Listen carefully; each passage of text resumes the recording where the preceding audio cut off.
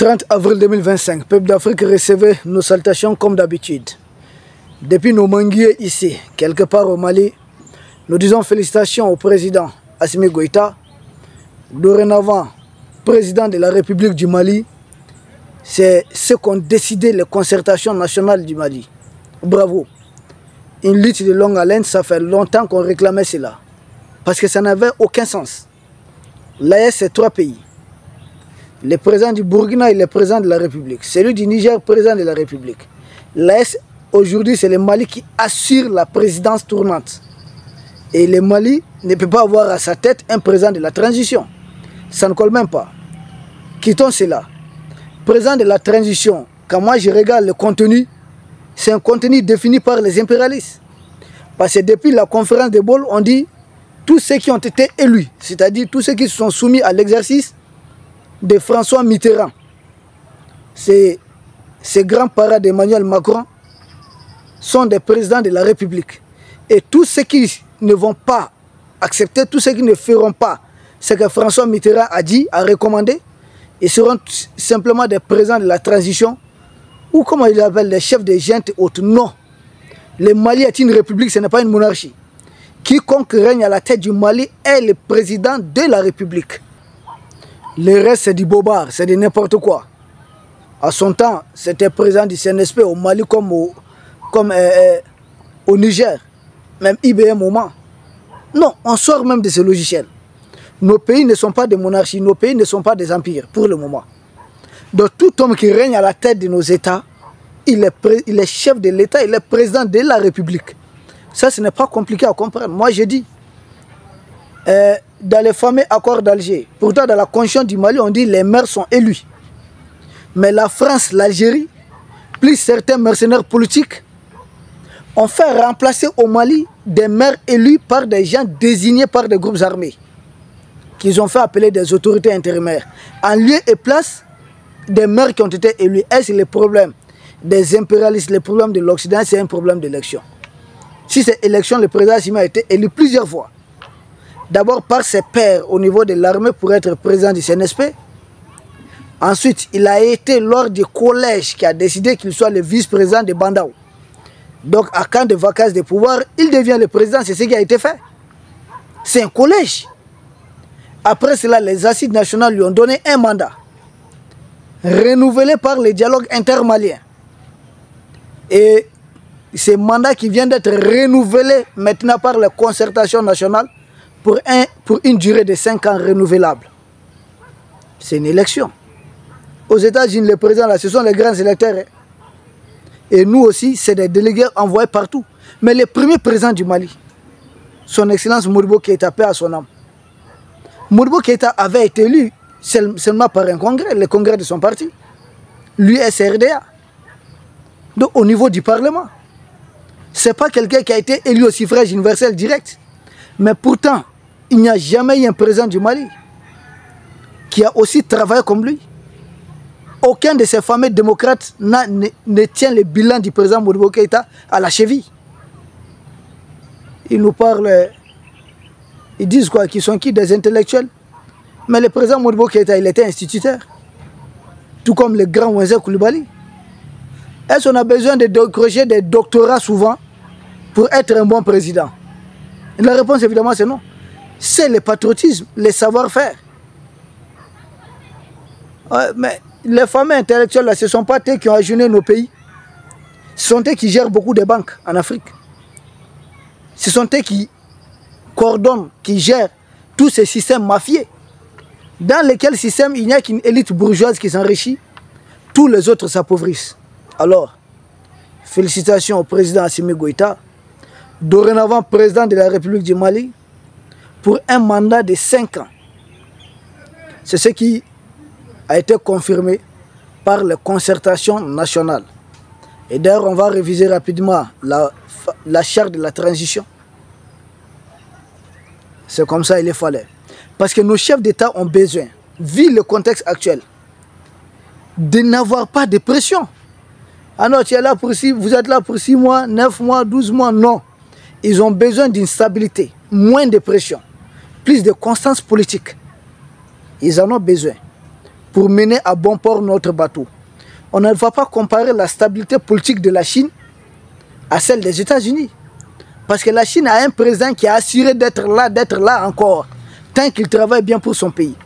Et vu que Assimi, le président Assimi, son homologue Ibé, le général Tchani, mais des patriotes dévoués qui travaillent très bien pour nos pays, pourquoi doivent-ils avoir la pression qu'il y a une date qui court, il y a une durée? Non. Regardez Poutine, il est à l'aise. Parce qu'il n'a pas cette pression. Il faut enlever de nos dirigeants la pression. Tout dirigeant qui combat les impérialistes ne doit pas avoir une pression politique. Bon, l'avantage de la mesure, c'est quoi? Une économie de 80 milliards de francs CFA. Vous savez, on allait mettre uniquement pour une élection présidentielle, un budget de 80 milliards avait été voté et adopté par le Parlement de la transition, le CNT. Dorénavant, c'est derrière nous. Nous n'avons plus besoin de mettre nos 80 milliards dans une élection. Ça ne sert à rien, quoi. C'est des trucs communs. On a déjà un bon président. Pourquoi mettre 80 milliards pour le confirmer à sa place? Parce que nous, Maliens, on ne va pas, dans notre grande majorité, on ne va pas laisser le président Assimi Goïta partir. Alors, si on ne va pas le laisser partir, pourquoi mettre 80 milliards dans une élection? Pour quel résultat? Et quelqu'un qui est assuré de gagner, de remporter haut la main cette élection présidentielle. Donc 80 milliards, pour moi, ça va être juste une dépense de trop. C'est des dépenses de trop, il faut savoir économiser. Oui, cela n'est pas du tout sans conséquence. Les partis politiques aussi seront tout simplement dissous. C'est même le cas déjà. Oui. Pendant que j'enregistre, on n'a pas encore la décision finale du Conseil des ministres, mais toutes nos sources d'information nous indiquent que les partis politiques seront dissous totalement au Mali. On n'a pas fait au multipartisme. Les concertations nationales ont proposé, c'est pas moi qui l'ai dit, je ne fais que donner l'information et puis analyser ou commenter un peu. En lieu et place, il faudrait tout au plus 5 partis politiques. Et les conditions de création des partis politiques sont durcies au Mali. Dorénavant, il faut payer une caution de 100 millions de francs CFA au trésor du Mali. 100 millions pour créer un parti. Donc ça, nous le savons que ça ne serait pas à portée de tout le monde. Parce que beaucoup avaient créé des partis ici pour s'enrichir. Il y avait le financement public pour des partis politiques. Et c'était à hauteur de milliards chaque année. Dorénavant, c'est du passé, ça c'est derrière nous.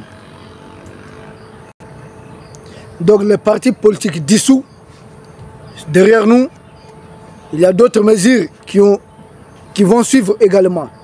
Parce qu'il est dit que dorénavant, les chefs de village, c'est-à-dire les autorités coutumières et certaines autorités religieuses, ne doivent plus faire la politique. Ils doivent rester neutres dans les villages, dans les quartiers. Parce qu'un chef de village qui adhère à un parti politique, que deviennent les autres? Et comment les gens vont vivre dans les villages? C'est pourquoi nous on avait dit le fameux multipartisme. Des partis illimités, c'est un crime contre les populations d'Afrique. Parce que derrière chaque communauté, on risque de retrouver des partis. À l'intérieur d'une même communauté, vous risquez d'avoir 2 ou 3. Donc ça risque de fissurer, de fracturer les communautés ici. C'est pas bon. Tout au plus au Mali, dorénavant 5 partis. Et pour créer un parti, les conditions sont très drastiques. 100 millions, âge minimum 25 ans, âge maximum 75 ans. Et les chefs de village et autres autorités morales sont exclus d'adhérer à un parti politique. Donc ils doivent rester neutres pour savoir trancher, arbitrer et accompagner entre les citoyens, entre les paisibles citoyens. Donc là encore c'est une mesure forte et nous disons bravo.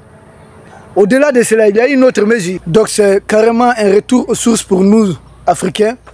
C'est ce qu'on a tout le temps dit. La guerre de la libération de l'Afrique a commencé, c'est bel et bien en cours. Ça, c'est le retour aux sources. Nos chefs de village, nos chefs de quartier seront préservés de prendre parti dans les affaires politiques. Seront préservés de se rabaisser à un certain niveau. Certains viennent donner 20 000 francs pour corrompre un chef de village, juste pour avoir des voix. Mais c'est insultant. Et ensuite, ils deviennent, comment on dit, ils sont élus. et ils viennent piétiner les mêmes chefs de village. Ce n'est pas sérieux. Dorénavant, ils sont mis à côté. Et je pense qu'il doit y avoir un projet pour valoriser mieux nos autorités coutumières. Ça, c'est un grand bond en avant.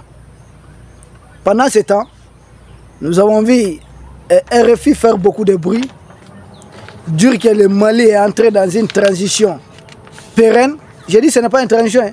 C'est le Mali même qui est dans une situation pérenne. Il s'agit de notre pays. Transition ou pas, ce n'est pas votre problème. Nous ne sommes pas un pays en transition. Peut-être la France est un pays en transition. La transition pour nous, c'est fini. Depuis ce jour, nous, on ne connaît pas de transition, c'est fini. C'est un vocabulaire impérialiste qui a visé à nous rabaisser, à nous assujettir. Nous, on n'est plus dans une transition. Ouattara n'est pas plus gradé que le président Assimi Goïta. Talon n'est pas plus gradé que le président Ibrahim Traoré. Dorénavant, nous aussi, nous avons des présidents de la République. Et d'ailleurs, qui sont très populaires, qui sont légitimes ici. Parce que nous les aimons comme ça. Nous croyons en eux, nous avons confiance en eux. Et nous sommes convaincus qu'ils vont nous amener aussi loin que possible. Nous conseillons à RFI de voir, parce qu'ils ont dit la junte militaire au Mali, j'ai dit non. Nous conseillons à la junte bancaire qui dirige la France, comment on va appeler ça, à toutes ces mafias qui sont là-bas, de régler leurs problèmes de dette. Ils ont des problèmes. Nous avons nos problèmes à nous, ils ont leurs problèmes à eux là-bas. Donc ils essaient de régler au plus vite leurs problèmes de dette. Ils sont à combien de milliards de dettes? Plus de 3 000 milliards. Plus de 100% de leur PIB. Nous, on n'a pas atteint ce niveau. Non. Au lieu d'essayer de nous faire une leçon de démocratie, nous conseillons aux autorités françaises et à RFI de tout faire pour réadmettre Marine Le Pen dans la course à la présidentielle. Parce que ce qu'ils ont fait là-bas, c'est un coup d'État. Bizarrement, personne ne les sanctionne, personne n'en parle. Sans doute, celle qui est favorite des sondages, qui est arrivée 2 fois au second tour, donc c'est elle qui est écartée, c'est leur cuisine interne là-bas. Mais ils ont des problèmes à gérer et ils doivent gérer leurs problèmes. Et même ils font des coups d'État là-bas. Nous leur disons de sanctionner tous ceux qui avaient massacré les Gilets jaunes. La répression terrible contre des manifestants là-bas. La liberté d'expression violée là-bas, RT France et autres fermés. Nous disons à la jeune française de laver ses casseroles. D'oublier un peu les pays de l'Est. Nous sommes partis. S'il y a des Africains qui se plaisent à rester entre leurs mains, qu'ils continuent. Mais nous sommes partis. Et ils ont d'autres problèmes à régler. Nous avons vu circuler une lettre de certains officiers. Vrai ou faux? Tout le monde a vu la lettre. Et une sorte de pétition qui demande au Parlement français de se saisir de la question du déploiement des militaires français en Ukraine. C'est leur problème. Ils ont beaucoup de problèmes à gérer. Nous avons les nôtres. Les gens d'Afrique centrale ont leurs problèmes. Les gens d'Asie ont leurs problèmes. Chaque continent, chaque pays connaît ses problèmes. Moi, je ne vois pas en quoi RFI matin, midi, soir. France 24 matin, midi, soir. Jeune Afrique matin, midi, soir. Journal Le Monde matin, midi, soir. Tous ces journaux n'ont autre sujet que le Mali. On dirait vraiment on vous a fait quelque chose de très grand. Le procès de votre Bolloré là, qui a volé combien de milliards ici, vous n'en parlez pas. Pour nous, nous sommes des pays souverains et nous sommes en train d'affirmer notre souveraineté. Ne soyez pas pressés. Nous allons sortir de la monnaie coloniale. C'est juste une question de temps. Cette monnaie qui est une insulte. Parce que comme à la France qui a refusé que les États-Unis leur impriment une monnaie à la sortie de la Deuxième Guerre mondiale. La France qui avait utilisé une monnaie imposée par l'Allemagne. Nous qui avons été sauver la France. 24% des tireurs sénégalais étaient des Maliens. 20% des Burkinabés. Mais la seule récompense que nous avons eue, c'est de nous imposer une même monnaie impérialiste telle l'Allemagne avait imposée à la France. Nous allons mettre fin à tout ça. La libération, c'est un processus. Un long processus. Et on le dit, la révolution, ce n'est pas un fruit mûr qui tombe de l'arbre. On plante, on arrose, on entretient, jusqu'à ce que l'arbre arrive à maturité. C'est ça. Et nous allons y arriver. Peuple d'Afrique, nous voilà à la fin de la présente émission. C'est un plaisir pour nous de vous informer que le Mali fait table rase des partis politiques, mais c'est juste un temps, parce qu'en lieu et place, et d'autres partis doivent être créés, mais au maximum. Ça ne doit jamais dépasser les 5 partis politiques. C'est ce qui a été convenu. Nos chefs de villages et autres écartés, interdits d'adhérer à un parti politique quelconque. Ils doivent rester et jouer leur rôle pleinement, tranquillement, sans prendre parti. Le président Assimi Goïta est dorénavant président de la République du Mali. Et il est investi des mandats de 5 ans. Une façon de les décharger de toute pression aussi, d'être en harmonie avec les autres pays de l'AES et de rendre juste un hommage à la vérité, à une logique. Et ça devait être ainsi. Peuple d'Afrique, nous vous remercions et nous espérons vous retrouver demain sans doute pour un autre sujet au sommet de l'actualité. Merci et à très bientôt.